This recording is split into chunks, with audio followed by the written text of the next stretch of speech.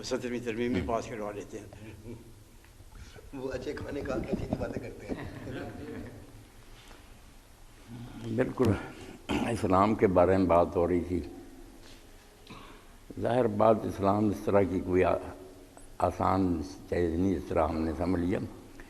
مودودی صاحب رحمۃ اللہ علیہ نے ایک جگہ لکھا کہ اب تو اسلام جو ہے نا اور مسلمانوں کا حال چڑیا گھر کی طرح ہو گیا کہ نام اس کا چڑیا گھر ہے، حالانکہ اس میں شیر ہیں، ہاتھی ہیں، زرافے ہیں، کہتے ہیں چڑیا گھر.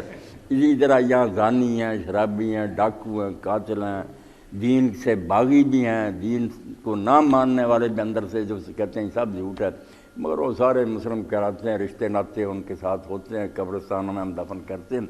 مگر یہ تو ہماری مردم شماری ہے نا. اللہ جب فیصلہ کرے گا تو دلوں کے حال جانتا، ہر شے اس کے سامنے ہے. وہاں پتہ چلے گا کہ کون حقیقی مسلمان اور کون جو تھے وہ صرف نام کے تھے. یہ شہادت گہے الفت میں قدم رکھنا ہے. لوگ آسان سمجھتے ہیں مسلمان. تمی گوئم مسلمانم بلرزم کے دان مشکلات لا الہ. اقبال کہتے ہیں جب میں کہتا ہوں میں مسلم ہوں تو کانپ جاتا ہوں، کیونکہ میں جانتا ہوں کہ مسلمان کہلانے سے کتنی مشکلات ہیں جو پیش آتی ہیں. اپنا کچھ بھی نہیں رہ جاتا، سب کچھ اللہ کے حوالے کر دیتا، اور جدھر پھر اللہ چلائے ادھر ہی اس نے چلنا ہوتا. آپ لا الہ کی بات کہہ رہے ہیں، لا الہ بھی یہی ہے. نکاح ہوتا ہے تو کیا ہوتا ہے اس وقت؟ صرف یہ پوچھنے کی لڑکی آپ کو قبول ہے؟ لفظ تو ایک بولتا ہے میں نے قبول کیا. اگر وہ بعد میں خرچہ نہ دے، اولاد کو نہ سنبھالے، گھر نہ دے، کوئی اس کی ضروریات پوری نہ کرے اور لوگ کہیں حرام دادے، اب کیوں نہیں اس کی حق ادا کر رہا؟ میں نے یار ایک قبول کہا تھا، یہ سارے دفتر میں نے کب پڑھے تھے. تو یہی بات ہے، لا الہ الا اللہ جب کہتا ہے تو اس میں سارا دین آتا نا. یہ تو ایک علامت ہے کہ ہم کہتے ہیں اس نے اسلام قبول کیا یا کلمہ پڑھا.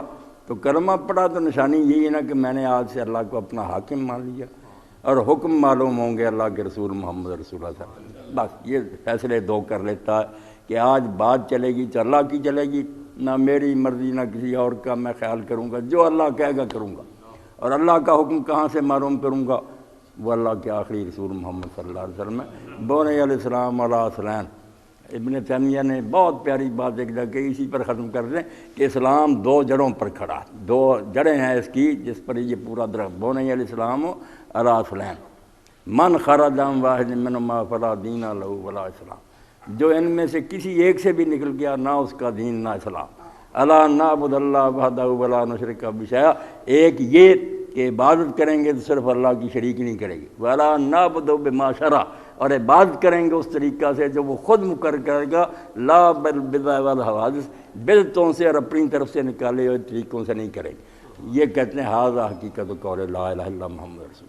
جو تم کہتے ہو یہ ہے اس کا معنی کہ عبادت اللہ کی ہوگی، طریقہ محمد رسول اللہ. جو پھر اس اقرار سے پھر جاتا ہے وہ ایسے ہے جیسے زمین بیچ دی، اسٹام لکھا گیا، دستخط کر دیے، اب پیسے لینے کے لیے آگے ہوتا زمین حوالے نہیں کرتا.